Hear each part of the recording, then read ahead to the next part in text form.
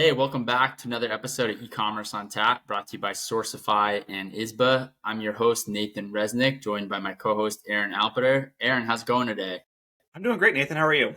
Amazing. I'm excited to be back here on E-commerce on Tap. Today, we are covering a really cool, fascinating meal kit delivery company that I actually hadn't really heard of before, but I've been surprised by the scale that they've achieved, Sunbasket.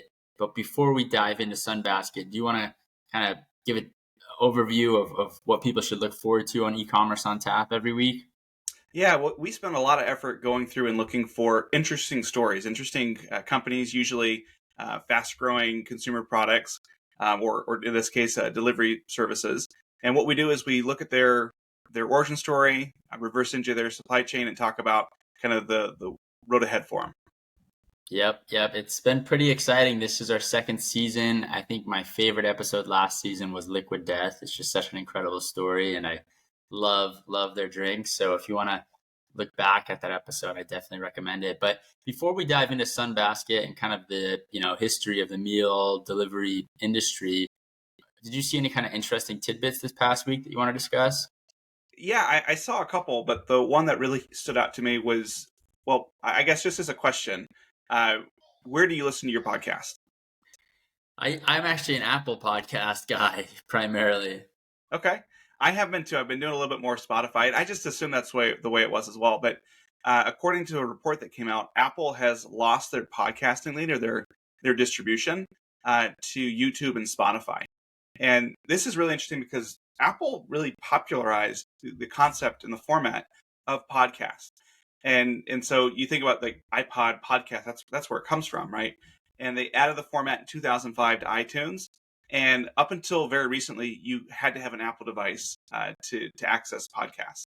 And so that kind of held them back. But if you look today, over 30% of listeners view their or consume their podcasts on YouTube, and 20% consume them on Spotify, and only 10% consume them on Apple. And this article is really interesting because it went back and forth on kind of some of the reasons why. And they think that the biggest perspective that they have is that Apple has lost their lead because they don't promote video, and that's really where the market has gone. I mean, this podcast that we record, we put it on YouTube, and I don't know. I guess I do my hair a little bit better because I know that some people may be looking at it on video, but it's just interesting how things that we thought were there. I had assumed that Apple had 80% market share if you'd asked me before this, but things have just changed dramatically there. Yeah, that's an interesting tidbit. I mean, I typically listen to podcasts on the go, whether it be on a walk or in the car or on a plane or whatever it may be. And I've never, I mean, I guess I have consumed a podcast like video, but I usually am just consuming just the audio. So it's kind of curious that I guess 30+% of listeners are really interested in the video as well. Yeah. Well, That's I kind of, guess you could say even 50% because Spotify has the video on there too. yeah, that's true. That's a good point.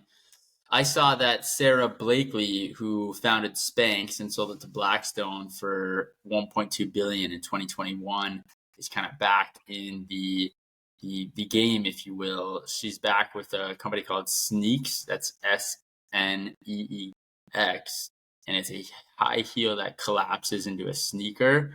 And I mean, the retail price is pretty eye catching to me. It's $395 to $595, so definitely on the higher end of kind of heels and sneakers, I guess.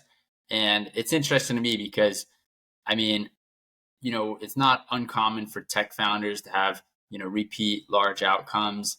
And I'm just kind of curious, are there any kind of repeat consumer founders with big exits that come to mind? Oh, I'm sure there's got to be a couple. I mean, there are lots of people that have started one thing and gone to another one. Whether just you think Harry's, right? They started the Razors, they did Flamingo, which is the women's version of it. They've now got Cat Person, and they're always spinning out things from that perspective. I've got some friends, Ben Kogan and Jesse Horowitz. They founded Hubble, they founded Mockingbird, and then they founded Agora, which is an aggregator. And so there's a lot there of people. I think that once you kind of get good at marketing or get good at product, you can rinse and repeat. Another one comes to mind, Justin Siedenfeld with Doris Dev. It's a product development shop. They've created a lot of interesting products and are now the team behind Canopy, which is the humidifier company. And so I think there's lots of instances where people learn something and they always level up, right? You always make some mistakes in whatever you're doing, but even if you're successful, you think about, okay, here's how I can do this better. Here's how I can replicate it. Totally, totally. Yeah, it's really interesting to see. So as we dive into meal kits here, I'm curious, have you ever signed up for one of these meal kit services? And I guess what was your kind of your primary motivation for doing so? Yeah, I've got two stories I can share. The first one is we signed up for Blue Apron kind of in their heyday because that's what everybody was doing. We're like, oh, we'll try it. I think it was something like sign up for $10 for your first week. And we tried it and then wanted to try it for the first week, but we got charged for the next week like $90 or whatever it was before we received that box. And so that was a really bad experience. And we decided just to cancel because it seemed like very clear that they were trying to sneak in that extra charge before you had a chance to really sample it. But for several years, I think 2 or 3 years, my wife and I subscribed to Purple Carrot, which is the vegan meal prep company. And we're not vegan and particularly things like that, but we found that it was a really good way to eat vegetables in interesting recipes and things like that. And so that's what we had done for 2 or 3 years, and that was basically our lunches as we worked from home. And we would have kept going with it, but they don't ship to Canada, so we're now making peanut butter and jelly sandwiches and heating up leftovers like everybody else. Yep. Yeah. I mean, for me, I've never really signed up for one of these meal delivery plans or kits. I guess I cook at home a lot and go out a decent amount. I'm a big fast casual fan, so I am a big Kava and Sweet Green consumer. I don't know if you saw another quick tidbit, but Kava stock is up like 20% the past month. It's pretty incredible to see. But it's interesting. So for those that don't know Sunbasket is a healthy cooking service that delivers organic ingredients and customized recipes weekly to customers' doors. And their goal is to basically make healthy cooking easy. And, as we looked into the research, I thought what was really kind of unique to me is, Aaron, do you think that most Americans typically eat out or cook most of their meals? I mean, what do the statistics kind of say? Yeah, I think by and large, most people cook. I think that is different because I know when I was living near New York, I had several cohorts of friends that would eat out 3 meals a day, and they just wouldn't grocery shop. They would just have stuff delivered to them. And that is a very small microcosm of a small group of people on the Upper West Side, and that was their life. But as of 2023, more than 93% of Americans cooked at least once a week. Specifically, 25% cooked more than 5 times a week, 39% 3 to 5 times a week, and 29% cooked 1 to 2 times a week. And so you can see that there's quite a bit of diversity there, but generally people are cooking something at home. At our house, we will meal prep and we'll kind of maybe cook 3 or 4 times a week and then have leftovers or eat out one day a week. But in 2023, 69% of the home cooks said that they focused on healthy eating. And the emphasis was really on whole ingredients rather than restricted diets. And so the thought was, in years past, like, oh, I can only have this number of carbs, or I can only eat this sorts of things. I think my dad at one point tried to convince us he wanted to be on an ice cream diet, which wasn't a good thing. But the trend today has been eat what you want, but use the best ingredients as you go through there. In the same survey, 81% of home cooks said that they discovered recipes on social media like TikTok, Instagram, Pinterest. And that's certainly something that we've seen in our home where it's kind of funny because whenever we go through and try to figure out what we're going to eat for the week, I have the same 10 things that I'll go through. And I know that my job isn't to come up with what we're going to eat. My job is to throw ideas out for my wife, and then she decides what she's going to do. She's found TikTok to be super helpful where she gets different people that are saying, oh, do this or do that. And so we'll experiment. They're usually pretty good. But the general trend for her and for everybody is you want quick, easy meals. And you want it to be convenient to make and also to reheat.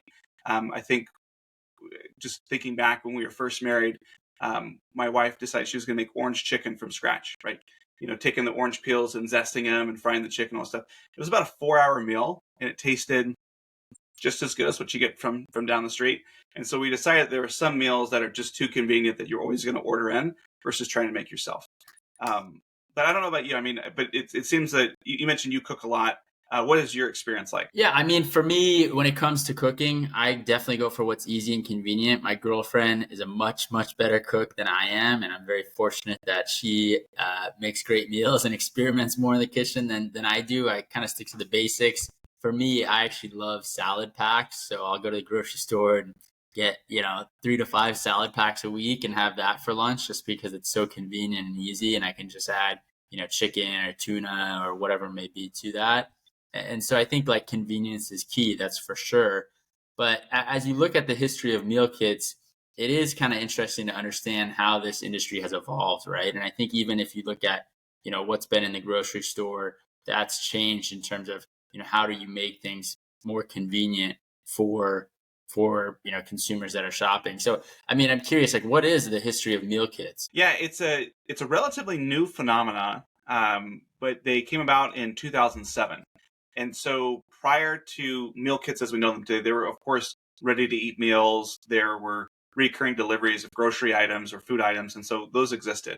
But the company that is recognized as being the first meal kit actually came from Sweden, and it was called Middagsfrid, which in Swedish literally means like lunch freedom.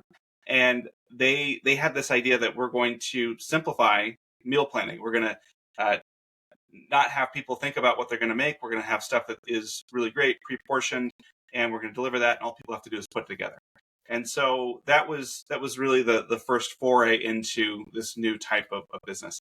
In 2008, other Swedish companies followed Middagsfrid. So like Linas Matkassa was another one that came in, and they further popularized the meal kit concept and really started to see hold that, hey, this was something that they wanted to do. Kind of fast forward a little bit to 2011, and the juggernaut was born. So HelloFresh was founded in Germany, and they had a strategy of rapidly expanding to lots of different countries, including the United States and Australia. And they're the ones that are really credited with popularizing the global potential for meal kits. This wasn't just a niche Scandinavian thing. This was something that lots of people around the world would go for. In 2012, you hear about Blue Apron being founded. And that was Blue Apron is really the big name brand U.S. meal kit company that most people think of. And they were founded the same year as companies like Plated and Home Chef. And so 2012, I remember that was kind of my entrance into e-commerce in this world. And the meal kit companies were just all the rage. I mean, you see about these valuations, you see these companies coming online, and everybody's just rethinking the grocery store, rethinking how people raise money. In 2017, I think was probably close to the peak of the meal kit phenomena. That's when Blue Apron went public. They raised $300 million in their IPO. And at the time, they highlighted both the potential of exits as well as challenges to the meal kit industry. And so, they're, as a public company, they need to show growth. And so they started to expand into other things. So they wanted to get into breakfast, snacks, desserts, things like that. 2018, you start to see grocery stores thinking about meal kits. Some start to create and offer their own. Others went out and bought things. So Albertsons purchased Plated, Kroger acquired Home Chef, and these thoughts were really about let's have an integrated meal kit delivery system. So we want to be able to have people come to Kroger, buy their ingredients, maybe buy the pre-made meals there, or if they can't make it to Kroger, we'll send everything to them on a regular basis. 2020, you see kind of a surge again in meal kits where COVID happens and there's this boom of people wanting to cook at home, right? One, because they had to, but two, people were bored. They wanted to try different things. They liked the convenience of things coming through there. And so a lot of meal kit companies saw a lot of growth and a lot of new people on both the young and the old age end of the spectrum trying meal kit companies for the first time. Yeah, it's pretty amazing. I mean, I didn't even realize that HelloFresh was started in Germany. I mean, their scale to kind of hop over the pond and come to the States and then compete with Blue Apron and the likes is pretty tremendous. It's also interesting too how like when one meal kit company gets to scale, all of a sudden there's like 2 or 3 other competitors that have raised, venture funding that are trying to get to scale. I think that happens oftentimes with many startup ideas is as a idea gets to scale, it kind of spreads, relatively quickly. And so it's interesting to see how meal kits kind of rose so quickly and have now, I think, flattened out a bit. I mean, there's still definitely some services doing well, But, Blue Apron from its peaks to where it's at now is nothing to write home about. That's for sure.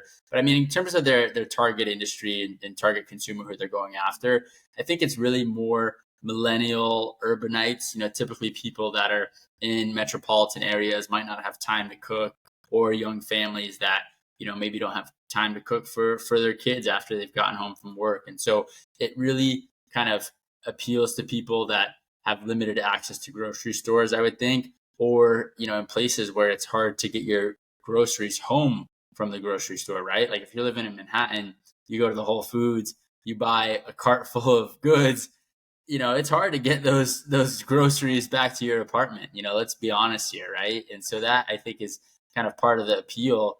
And I think what's kind of interesting is the statistics that I saw was, according to Techonomic Research, the majority of meal kit subscribers are older millennials, equally split among men and women. So about 47% of subscribers have a household income over $125,000, and about 23% of subscribers rent rather than own their home. And so I think, in general, these meal kit delivery services were developed to appeal to the customer who wants a home cooked meal without the hassle of actually kind of planning that meal and grocery shopping, which makes a ton of sense. And so, I mean, on one hand, it seems like this model has spoiled as of late. And I mean, from your perspective, and I guess what we've seen in the industry preparing for this episode, what has happened? Yeah, interesting enough, Me Dogs Free, the OG meal kit company, is actually a really good microcosm of what happened. So again, they were founded in 2007, and in 2017 they were acquired by a Swedish retailer called Axfood. And the rationale for the acquisition was really around Axfood being able to develop a new customer offering. Well, I was checking and looking through it, and Me Dogs Free is actually shutting down in mid-September 2024. And those customers are being moved to Linas Matkasse. And so there's consolidation that's happening in that market. Despite 14 years of being at this, in Sweden, meal kit penetration is only 1% of the total food retail market. And so that just really goes to show the difficulties you have of one, really breaking into a broader market that still remains a very niche sort of thing for people. You see the trend toward consolidation, and really the primary difficulty that every meal kit company has is customer acquisition. And it's probably a more pressing issue for meal kit companies than other companies that are acquiring customers because of the profitability impacts of that. If I'm going to spend $200 acquiring a customer and I'm making $30 in profit, I'm already baking in and saying that I'm going to have to keep this customer around for at least 7 cycles in order for me just to break even on them. And so it's very, very difficult. And because the fact that you're shipping fresh food that is usually cold or frozen, the cost of both inventory and waste, as well as the cold chain logistics, just makes it so expensive. And there's not a whole lot of room for you to cut costs. Again, if you're competing with other meal kit companies, they have the exact same providers, the exact same difficulties that you have. And so it really is difficult to have any sort of margin efficiency there. And again, you think about this, and this is still a very niche part of the market, despite being around for 14, 15 years. And there are people that love meal kits or like them, but it's not something that they depend on forever. And so these companies are on a very fine line. With our business, I always talk about kind of a pyramid. And if you're trying to balance a ball at the point of the pyramid, and one side is you have to have it versus it's nice to have. Once it starts to roll down on that prioritization, it's very difficult for something that was seen as a nice to have to then suddenly be seen as something you have to have. And so I think a lot of these meal kit companies fall into that side of the pyramid where this is a nice to have. It's a niche product. But if they needed to, they could go to the store. They could do those sorts of things. The convenience is nice, but isn't the whole thing that they need. Yeah, I mean, it's such a hard business, right? You talk about the margins, you talk about, the supply chain in terms of, how you're keeping the ingredients fresh. There's so much that goes into it to get a meal kit at a customer's door. And so, as we profile Sunbasket, it is pretty incredible to see the scale that they got to in their founding story. And so Sunbasket was founded in 2014 by Adam Zabar, Tyler McNeven, George Knock Tribe and Justin Kelly. Adam is the founding CEO. Tyler was the founding operator. He has a background in restaurants.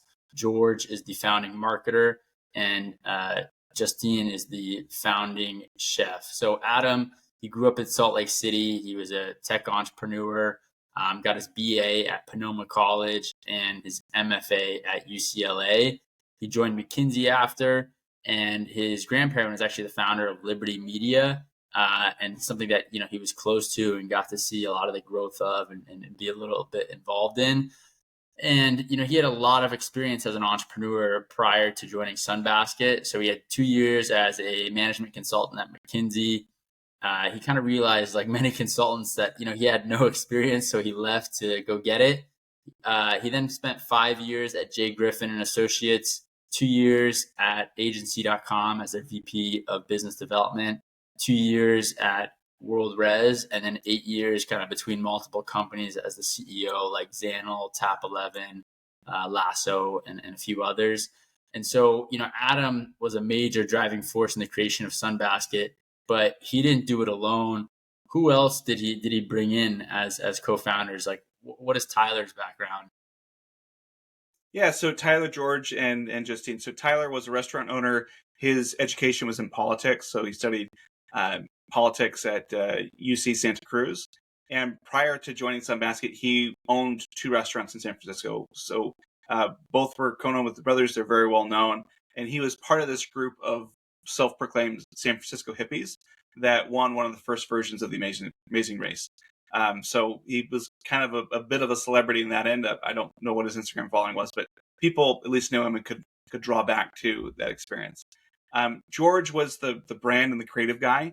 And so he had lots of experience in content production and creation.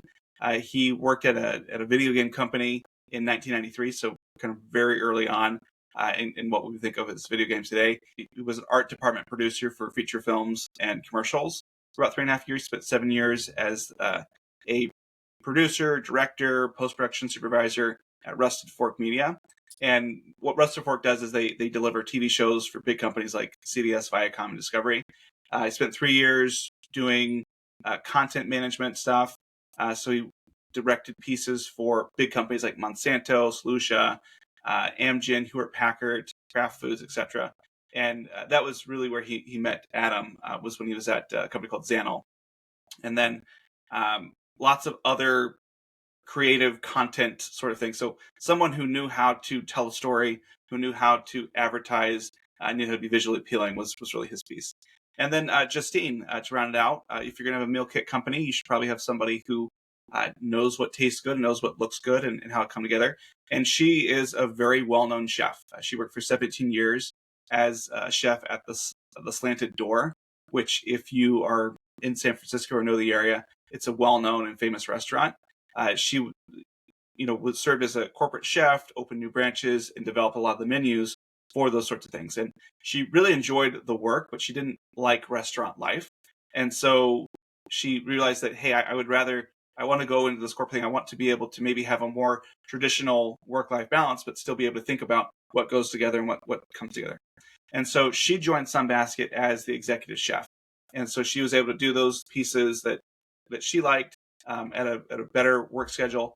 And they focused Sunbasket, interestingly enough, in San Francisco because it has much better food access than other parts of the country. So you think about where a lot of the food for the United States is grown, it's California. And with San Francisco being a major port and trading place, a lot of that fresh food is brought in directly. So you've got really good, high quality distributors that can get that started. And so rather than starting this in a place that may require a couple of days or a week of transportation from when it was harvested, they're able to work on that from the beginning. And so part of her job was to think about who are the partners that we work with and how do we develop relationships directly with organic farmers. And this is how she was able to bring this farm to table approach that she had been part of in San Francisco to Sunbasket. So really interesting kind of people that they put together. I like the fact that you had an experienced executive, you had someone who could tell a story, you had someone who'd worked in restaurants, you had someone who could put a menu together. Is there anything that strikes you about the founding team that Adam put together? Yeah, I mean, I think it was very balanced. Like you said, they have backgrounds that are needed to create this type of company, right? And I think that's the goal of any founding team is, for example, if you're trying to start an e-commerce brand and you don't have a supply chain guy, that's unbalanced, right? I mean, in that case, you should probably call Isba or Sourcify to help you out. But, I think in terms of Adam and the team that he put together for Sunbasket, it is really balanced. I think a lot of it kind of had to do with the trend in terms of what was going on in the Bay Area and San Francisco with this farm to table movement. I think that was a key unlock for them. But, really the origin of Sunbasket stems from Adam being really passionate about food. And he had, upon founding this company, had recently lost 50 pounds just by changing his food habits and adopting a better, healthier diet. And so as he looked at different products and offerings in the market, he thought that no one was really doing healthy and easy. And so before he actually started Sunbasket, he had started Lasso, and Lasso was a platform that shipped things like wine and cheese. And, the business model didn't really work out because there was a really high customer acquisition cost. And as you can imagine, shipping wine and cheese is not cheap. But Sunbasket was basically a spin out off of this company. It kind of could be considered a pivot in some case. But, they did not really focus on being first to market, as many entrepreneurs try to. And instead, they focused on really an area that could be, disrupted from customer service and a supply chain perspective. So they really focused on the area that they were in San Francisco. And, I think this is kind of a key part in terms of positioning yourself against a incumbent. And, Sunbasket really hit home on the key points of it's easy, it's healthy, and it's organic. And so, I think a lot of investors emphasize oftentimes getting to scale fast and emphasize speed and being first to market. But, when Sunbasket pivoted out of Lasso, there was already many other kind of meal delivery kit services. And many would say, like, can this be a success? Is there enough room on the market? I'm curious, Aaron, what's your take in terms of like being first to market versus being very focused on your, specific demographic and market? Yeah, it's really interesting because you're absolutely right. A lot of people will place emphasis on being first, and I think that there is a world where that makes sense. There's a famous investor, I forget exactly who it was, but he has this quote that basically said that he put such a priority on speed that when we have an idea, we go out and do it. And while the competition is having a meeting trying to discuss what they're going to do, he's already stood something up and made 3 mistakes and is pivoting from there as he goes through. So there is something about being first, but I think that is a temporary advantage, and it's something that could be sustainable if being first means that you are able to file a patent or you're able to lock something else down. But the reality is that most people are going to be doing something that has been done before. And so I think that you build your business in a very different way when you're focusing on being a good follower versus being first. And I think it comes down to execution. And, I think lots of other people had probably talked about making meal kits easy or healthy or including organic ingredients. But they weren't around in the way that, Adam was able to find. So he identified that there was a gap, maybe not in idea, but there was a gap in execution in the market. And so he put the team together intentionally, found people that were better at other places than he was to go after and do something better than what had been done out there. I think that's really the separating piece that people look at is if you're not first, you better execute better than everybody else. And I think the 3 kind of fundamental aspects of Sunbasket was, number one, using organic foods and explaining that, they're very healthy. And especially, after Adam's weight loss journey, he was definitely on par and on trend with that. Number 2, reducing food waste. They wanted to reduce waste from a packaging perspective as well as from an ingredient perspective. And then number 3 is they try to do good, right? They donated to a lot of people in need.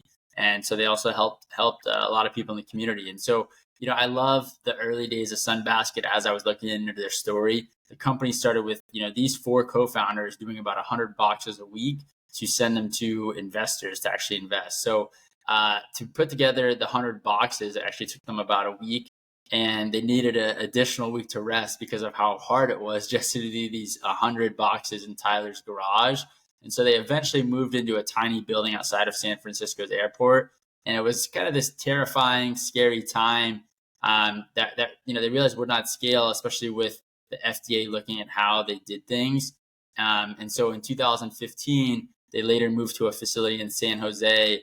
And then, as we'll get into, they just continued to grow to a pretty tremendous scale. But, to give you some just context of how big Sunbasket got at its peak, by 2017, the company had grown from 0 to 1,000 employees in 2 years. So let me repeat that. They go from 2015, just moving to a facility in San Jose, to 2017 having 1,000 employees. And by 2019, they go into a 2 million square foot facility outside of New Jersey, and a second place in Morgan Hill, California. So, I mean, it's pretty insane just to see how quickly, Sunbasket got to scale. I think, now some people are kind of sick at eating at home after the pandemic. I mean, they grew a lot during the pandemic, and we'll get into all of that. But I mean, it seems like to just go from shipping, these meal kits out of a garage to then in 2 years having 1,000 employees, that's insane growth and insane scale. I mean, I think it's just kind of crazy to see like how the rest of the story is written. So I'm curious. I mean, Aaron, if you hadn't done research on this company, how would you think, this story would have been written just from that little tidbit? Yeah, I mean, we're basically up to the pandemic. And so if I didn't know anymore, I would probably say that Sunbasket went the way of Blue Apron or of the other meal kit companies. They were barely break even. They, needed to raise more funding. They couldn't find the funding because interest rates had gone up. They slowed down. They lost market share. They started to collapse and either shut down or are just a shell of what they were today. And that's kind of what I would be expecting with this overall story arc. Yeah, it's insane. So what ends up happening is by 2021, most of the founding team was ready to move on. So they looked for a few different options. Sunbasket ends up deciding to merge with a keto meal kit subscription company, Prove It, in early 2022 in an all-stock deal that was valued at $1.3 billion under the name PSB Holdings. So just a quick background on Prove It. Prove It was founded in 2015. It's best known for its ketone supplement, Keto OS, and they built their they built their business primarily on multi-level marketing, so MLM style. We're very familiar with that out here in Utah. And, there was definitely some controversy in the business after they were accused of a pyramid scheme in 2020. But, the deal was conceived and agreed to in 2020 and closed in January 2022, which is just like an insane timeline to get a deal done. But, some basket holders got 40% stock, and Prove It shareholders received 60% stock, and they continue to operate as separate brands. And then PSB, the kind of company that they both rolled into, rebranded itself as Intelligent Foods. And so it's kind of this, I mean, I can only imagine what that deal table looked like, right, Aaron? I mean, think about it. Let's say I'm Prove It and you're Sunbasket, and we're going into this deal trying to, figure out how to do this. I mean, what do you think that conversation looked like at the table of kind of putting together roughly two break-even meal kit companies in this way? Yeah, well, I mean, first is like the legal complexity. So it's not just that, I had one shareholder and they had one shareholder and that's how we split it.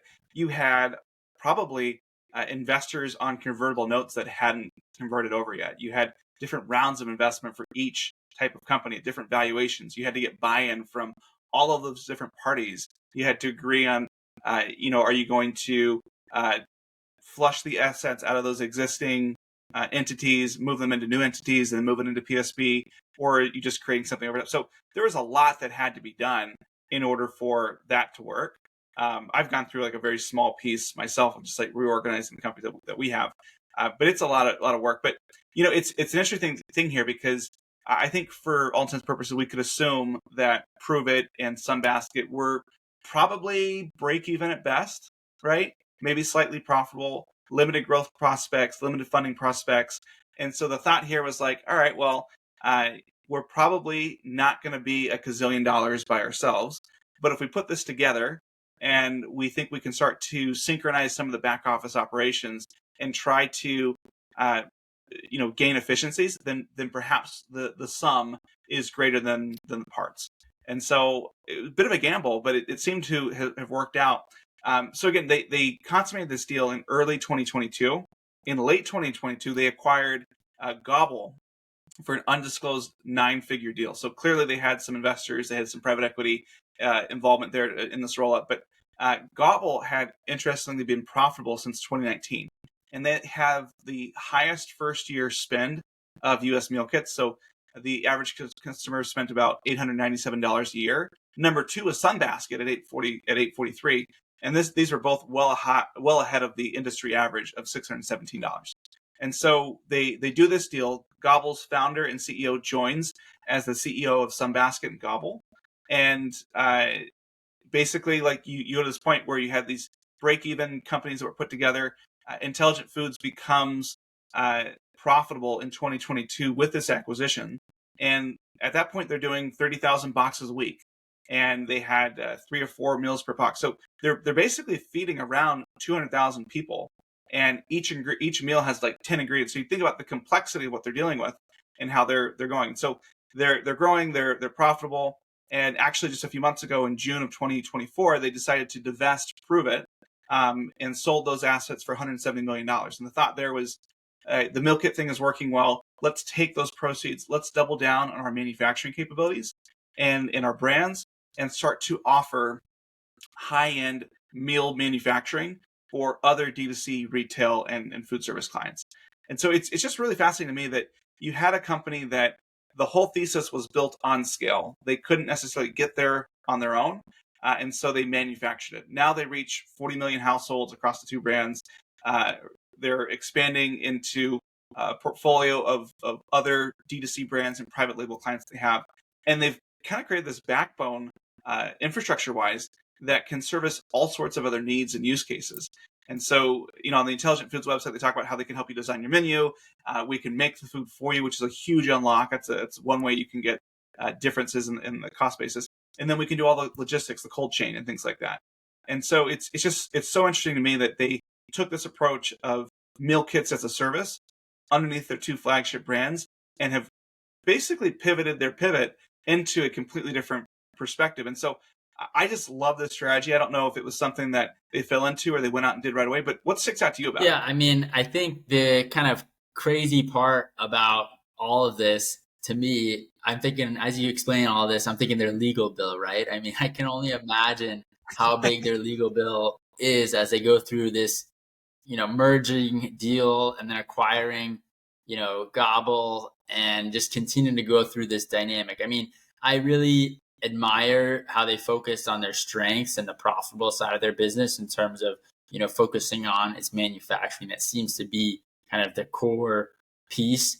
And then the kind of customer acquisition costs, as we've talked about with Sunbasket from the get-go, is more expensive and a lot harder to do at scale, right? And so I think they kind of have pivoted Intelligent Foods to be kind of more so the back end supplier and manufacturer for a lot of these meal kit companies, which is awesome to see. And so it's just, I think, great strategy on that end. But I mean, in terms of the merger, especially it, kind of being an all stock deal, I wonder kind of how that went down with the founders and everyone involved.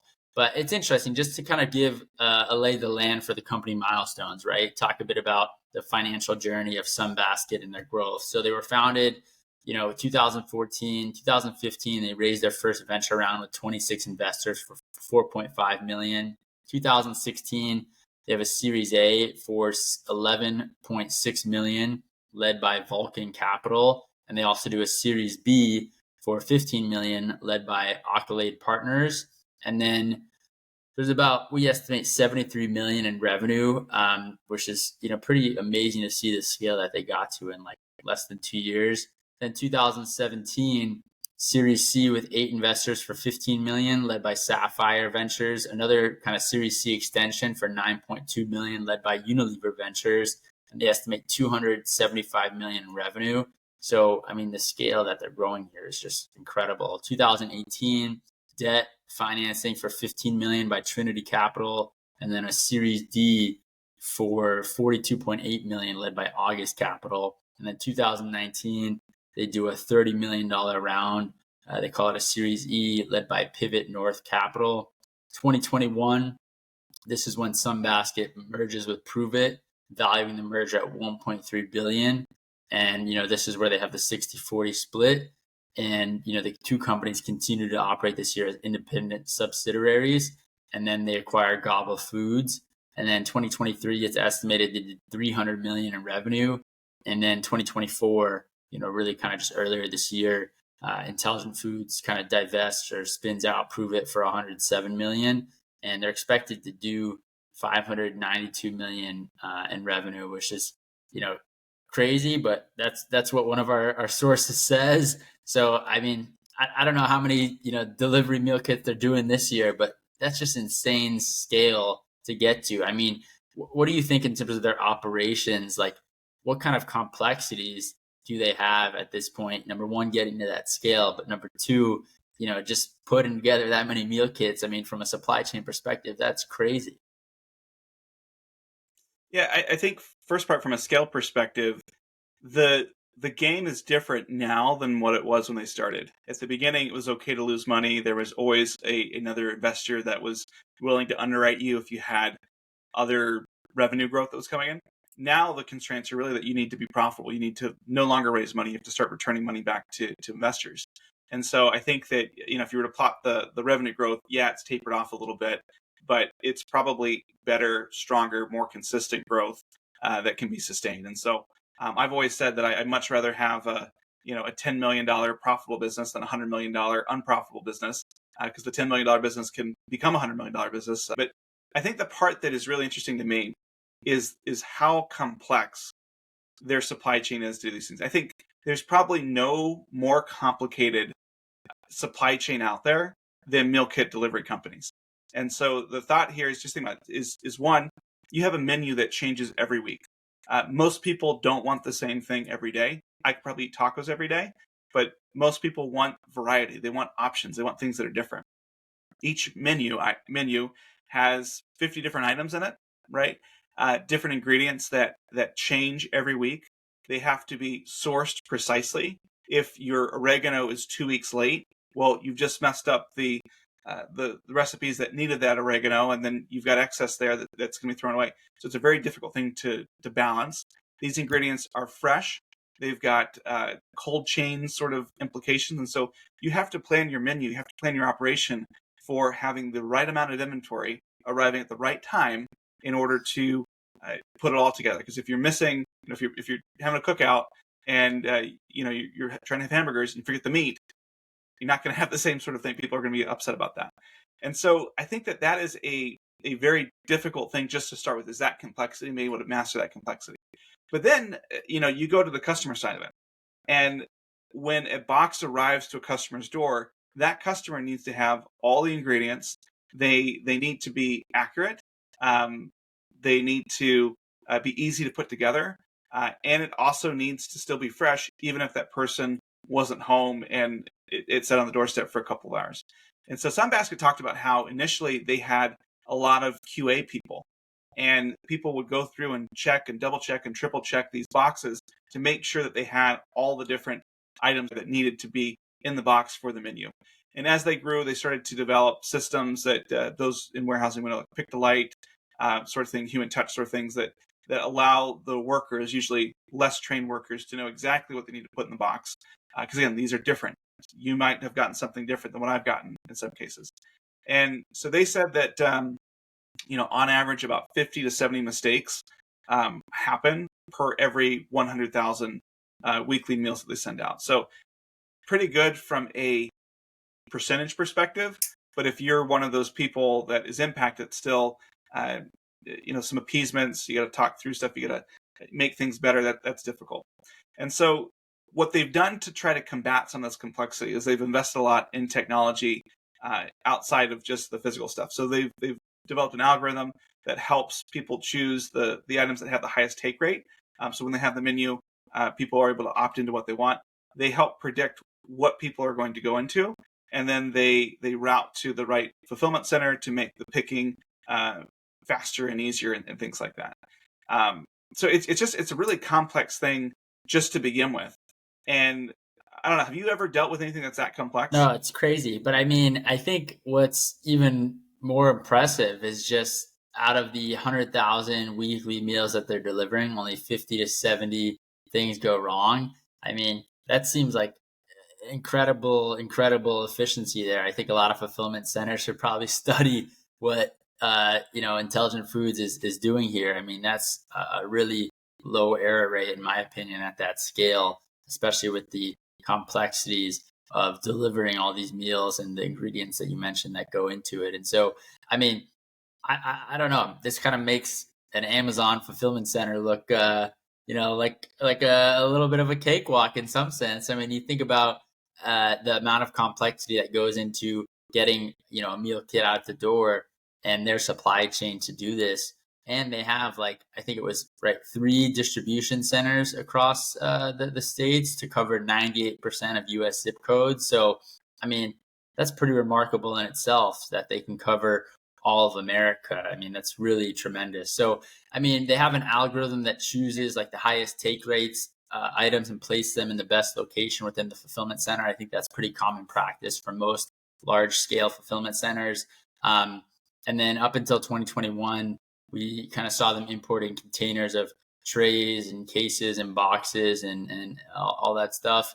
And the company, initially employed national carriers for their D2C deliveries, but found that they were kind of an inconvenience for 3 main reasons. Number one, pricing and surcharges. Number two, the inability to handle order surges with minimal notice. And number three, reduced track and trace capabilities for each supply chain setup. So this eventually led them to switch to other last mile delivery companies that better suited their needs, like Jitsu and Axel Hire. And so, I mean, their fulfillment center setup is just incredible, right? And you talk about their manufacturing practices. I mean, D2C cold chain storage is a really tough business. I mean, if a entrepreneur or a founder is thinking about going into this space, whether it be from a meal kit perspective or from a CPG perspective of something that might need cold storage, what do you think a founder should be aware of? Yeah, I mean, initially I would try to convince them to not do it and go through all the reasons why they shouldn't. But if they're committed to the idea, then I think it's important to understand that cold chain, D2C cold chain is still very new. And so, you probably wouldn't be aware, but there is no regulation about temperature, right? When you're shipping food via e-commerce in a parcel. And so you think about this, and when you're dealing with cold chain, there's very little that's been studied to say, well, this is the type of packaging you need to use for this type of delivery or this type of things. And so most people are going to overcompensate. They're going to put more dry ice, more gel packs, more insulation they probably need, because you have to deal with the variability that could happen. And so there's not only a variability in the types of products that are being there, but there's also a variability in what's the temperature going to be at the location you're shipping to? What is the length of time that box is going to be sitting on the porch? And so those are just really difficult that you're going to have to think about. And then you have to think about the fact that your parcel carriers may have other issues. And if they are routing something that is delayed and it sits on a truck for an extra day, you still got to be able to compensate that. There was a study done in 2018 by the USDA that took a bunch of meal kit products or meat that had been shipped, and they tested it, and they found that majority of the meat had bacteria growing on it if it had been left outside for 8 or more hours before being opened to refrigerated. And so that's despite having a kill step in the production process. That's despite best efforts at keeping things frozen or cool. Because then this wasn't that the meat was left out like on the doorstep separately; it was in the packaging. And so it's one of these things where you have to be really cognizant about that. And if you're thinking about meal kits and the shipping duration, and there's a huge difference in the amount of risk that the consumer is going to have if it takes 6 hours versus 24 versus 48 versus 72 hours from when you ship it to when they consume it. And you think about time of year, it's very different as well. If you're shipping something to Boston in the winter, you're going to be better that way than if you're shipping it to Arizona in the summer. And so it's very, very difficult. There are some things that are being done in the space that make it interesting.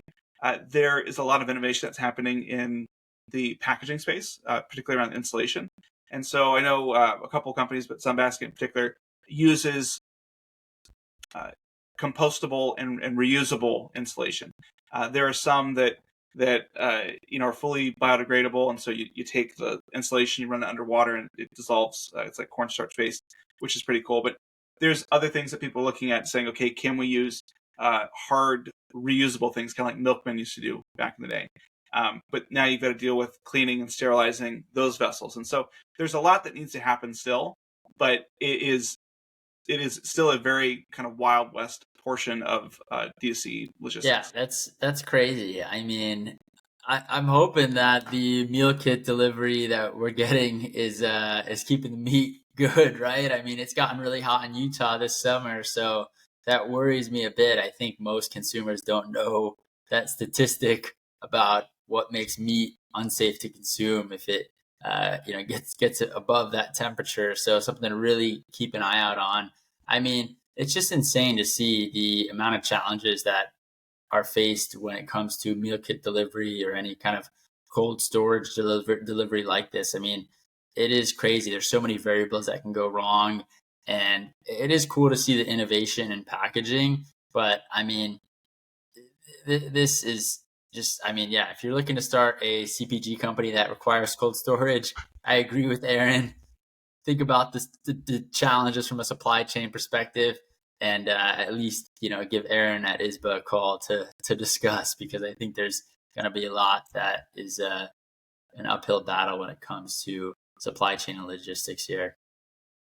Yeah, and just for our listeners too, going back to that study, they calculated that if the products arrive and they are more than 40 degrees Fahrenheit, then that's where it was deemed to be unsafe. And so you think about this isn't very much that's there. I mean, 40 degrees is basically what's in your fridge. But that was the thought, is if it's been, if you take it out and it's been sitting on your doorstep, even though it may be 40 degrees in the box, if you measure the temperature of your meat or things like that, if it's above 40 degrees, that's where the study said that it could be full of bacteria. It doesn't mean it's unsafe for you. It just means that there's more bacteria than you probably want. Yeah, that's wild. Definitely, maybe I'll be checking the temperature next time I open one of these to make sure it's crazy. But I mean, so in terms of an exit, right? So Sunbasket now is basically, it is Intelligent Foods, right? So I think we should be discussing the potential exit of Intelligent Foods, right? I mean, I think we've seen this market to be extremely challenging. If we look at, what happened to Blue Apron, what happened to, HelloFresh or Marley Spoon, there's this kind of rise and fall of a lot of these meal kit delivery type of companies. And so, Intelligent Foods on one hand could be considered a more of a manufacturing oriented type of company, because they're, preparing a lot of these meals and doing all that in-house and delivering them in-house. But on the other hand, they still have these brands, right? And so it's interesting to see. I think number one, if you look at kind of the US share of sales for major meal kit companies, in 2019, the main players were Blue Apron with about 20%. HelloFresh had like 60%, and then Home Chef had like 15%, and then Marley Spoon and Sunbasket were much smaller players. Sunbasket got at its peak about, looks like 10 to 12% or so. But now, like as of most recently, this was by Bloomberg Second Measure in their research report in 2022, HelloFresh has more like 75-ish%. Blue Apron's down to like 8%. Sunbasket looks like it's at maybe 2 to 4%, and Home Chef has compressed to maybe 12%. And so, HelloFresh seems to be the one that's dominating the market. And Sunbasket, though it still has a lot of customers, it's not, at the scale that it once was. It's on the decline. But on the other hand, you have Intelligent Foods, which, seems to be a powerhouse when it comes to manufacturing and putting together these meal kits. So from an exit standpoint, I think we should analyze Intelligent Foods as a whole more so than just Sunbasket. Yeah, absolutely. I mean, I think that the meal kit industry was always one where you needed scale. And for the longest time, there were lots of players that sold the vision of future scale to investors. And that's what they tried to buy into or to build into. And it's very clear that, HelloFresh is the winner in this space because they have so much scale. They have actually been acquisitive and have purchased other companies like Green Chef or Every Plate or Factor 75. And so they have become a very much a brand facing platform for these meal kit companies. And so I think that that's a really important lesson, is that there are some industries that are going to lend themselves toward, monopoly is too strong of a word, but towards scale, right? You think about, I'm not going to equate necessarily TSMC with HelloFresh, but in order to get to the right cost metrics that you need to be able to doing a lot of volume at a lot of different ways and places in order to keep pushing your prices down, improving your margin, having a good business. And so to some extent, they are the same there. Impossible Foods, on the other hand, they have recognized the same thing, that scale matters and that they need to go out and do it. Although they're going at it in a different way, and they're recognizing that the scale that they're building is in the manufacturing capability. And so they are, of course, sourcing their own ingredients, as HelloFresh would, but they are saying, we want to be not just a commercial kitchen. We want to be somebody that prepares the food, somebody that does things. And yes, we have the meal kit companies, and those will always be our brands and something we can hold up and say, oh, it's good enough for Gobble, it's good enough for Sunbasket, it should be good enough for your school cafeteria or your project that you're looking at. And so I think that's the role that these brands are going to be playing in that portfolio. But you think about it, and Impossible Foods is kind of going after this prepared food space. So maybe their competitors are more like Sodexo as opposed to HelloFresh, and that's kind of where they see themselves growing and things like that. As far as exit potential, I think if they're doing $500-600 million in revenue and they're profitable, that business can go around for a long time. I don't know to what extent they can be $1 billion or $10 billion in revenue. I'm sure they could get there over time.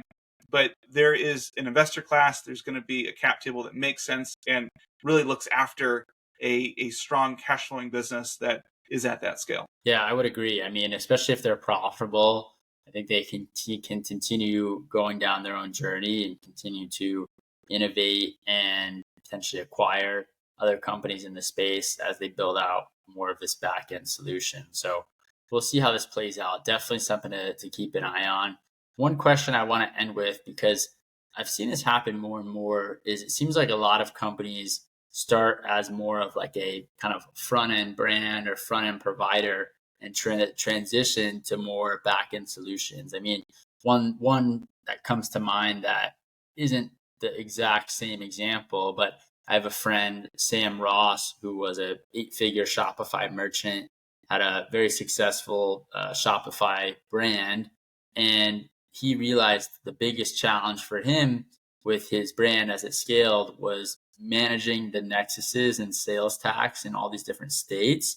And so he started numeralh2.com, really cool company helping e-commerce brands, manage their sales tax a lot more efficiently. And so I think for him, he probably was spending time, filing nexuses in all these states that he needed to file in, and was like, this is such a pain.